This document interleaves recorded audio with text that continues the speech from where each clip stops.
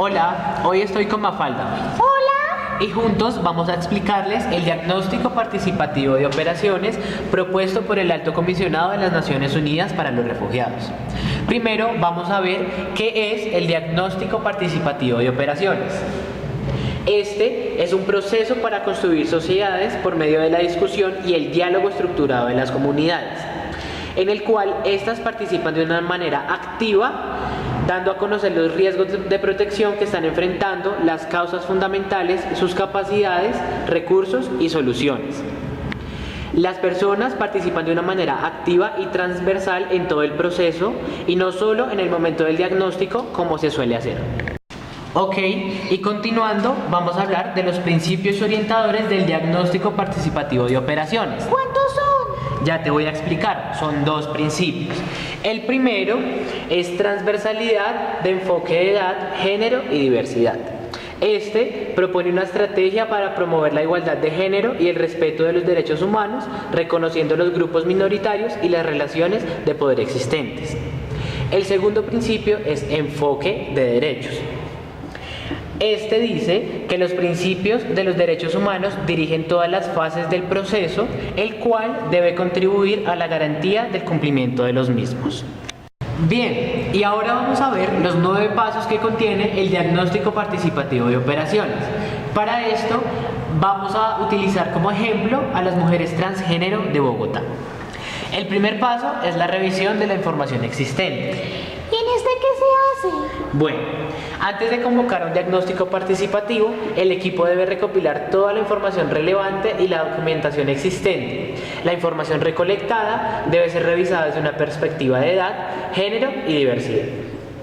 Hablando ya de las mujeres transgénero, se deben revisar los informes de la Secretaría de Integración Social y la Subdirección para Asuntos LGBT, los informes de Derechos Humanos de Colombia Diversa, los informes regionales de Derechos Humanos de Caribe Informativo, los informes de Derechos Humanos de Santa María Fundación, el marco político y conceptual de la política pública para la garantía plena de los derechos de la población LGBT.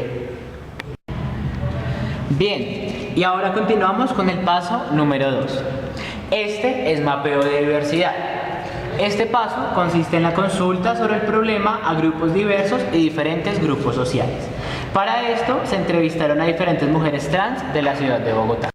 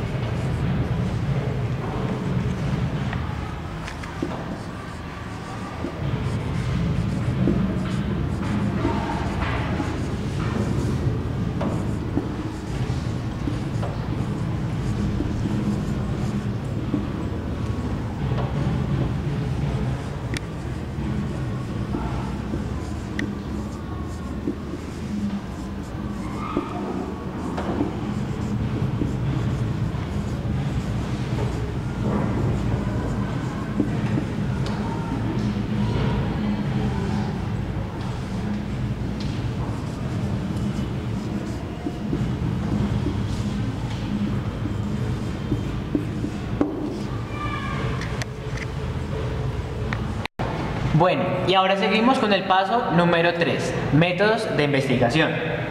Según el diagnóstico participativo de operaciones, los métodos de investigación son métodos de recolección de información desde la población sobre la problemática, y estos son 3. El primero es observación participante, el segundo es grupos de discusión y el tercero es discusión semiestructurada, la cual la veremos a continuación en las entrevistas.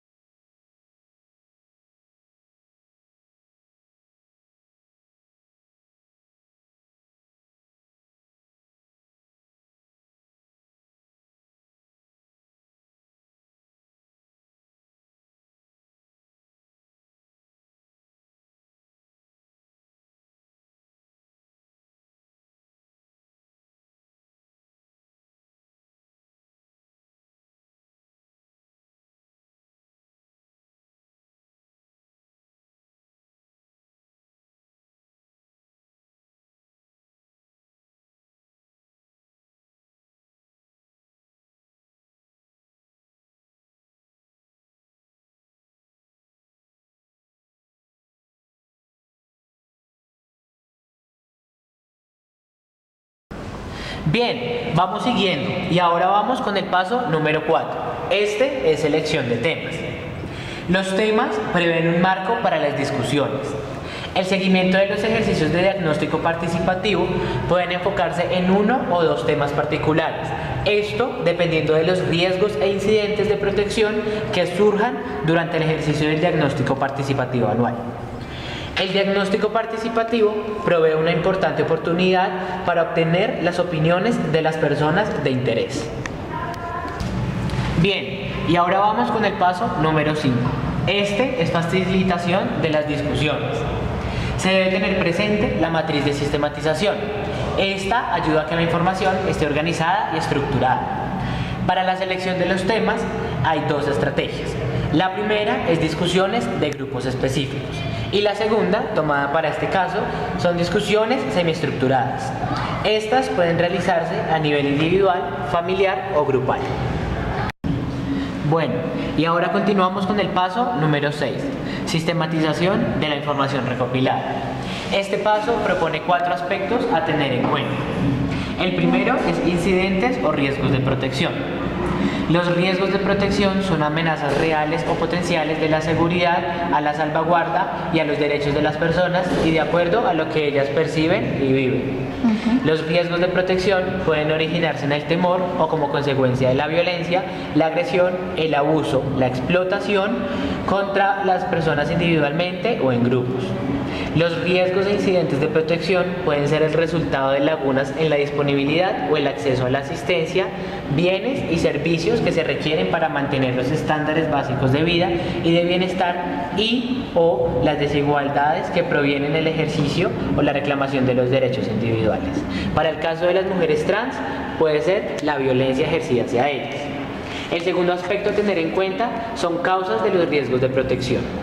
Las causas se refieren a la verdadera razón detrás de un riesgo de protección, aunque a menudo existen no una sino varias razones que pueden ser difíciles de establecer claramente. Identificar las causas ayuda a asegurar que las acciones tomadas para manejar el riesgo serán eficaces y no superficiales. El tercer aspecto son capacidades dentro de la comunidad. Las capacidades se refieren a las fortalezas existentes en las personas y en los grupos sociales. Las capacidades se relacionan con las posesiones y las habilidades de las personas, sus estructuras sociales y organizativas, las cualidades, el conocimiento y las instituciones. Estas capacidades se construyen con el tiempo y determinan la habilidad para hacer frente a los riesgos. Y el último aspecto son soluciones propuestas por subgrupos de personas refugiadas para manejar los riesgos. Los equipos deben registrar las soluciones propuestas por las mujeres, niños, niñas y hombres, y en este caso especialmente por las mujeres trans, para responder por sí mismos a los riesgos identificados dentro del contexto. Debe clarificarse si la comunidad está dispuesta a ofrecer voluntariamente tiempo, organización para el trabajo y comités, administrar servicios y actividades para tratar cuestiones de protección identificadas. Bien, y ahora continuamos con el paso número 7. Este es acciones de seguimiento. Las acciones de seguimiento tienen como objetivo hacer saber a las personas que han sido escuchadas y que sus opiniones son tenidas en cuenta. El seguimiento permite mantener activos los canales de comunicación entre la población y el equipo y así validar la información. Los equipos multifuncionales deben tomar acciones inmediatas cuando se van vulnerados los derechos de las mujeres trans, aplicar medidas de prevención si alguna mujer trans se encuentra en riesgo, dar seguimiento a los compromisos que se adquirieron, dar retroalimentación a las mujeres trans sobre el resultado general del diagnóstico participativo y las acciones participativas de este. Bien, y ahora continuamos con el paso número 8, análisis detallado de los resultados, prioridades. Este paso hace referencia a la recolección y análisis de la información recopilada, en este caso a través de las entrevistas realizadas a las mujeres trans. Bueno, y por último está el paso 9, registro de reuniones. Este registro permite saber el número de personas que asistieron en el diagnóstico, sus edades, género, etnicidad y otros detalles que permiten validar la información recibida por parte de los participantes.